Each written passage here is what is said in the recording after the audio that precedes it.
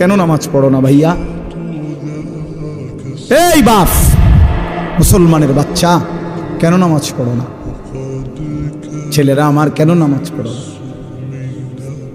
কেন নামাজ পড়ো না? মালিক আর কেমনে বললে নামাজ পড়তে?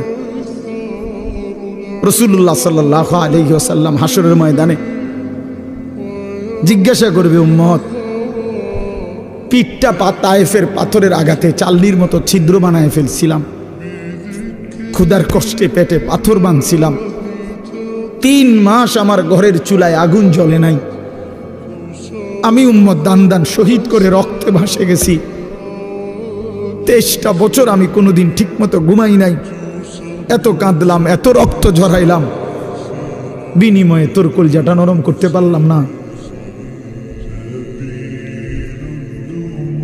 তোর দিলটা নরম করতে পারলাম না উম্মত। আমি আর কত কাঁদলে তুই আমার কথা শুনতা? আমি আর কত রক্ত ঝরাইলে আমি নবীর কথা মনে পড়তো? বলেন, কি বলবেন ভাই? বলেন, কি জবাব হতে পারে তখন? আল্লাহ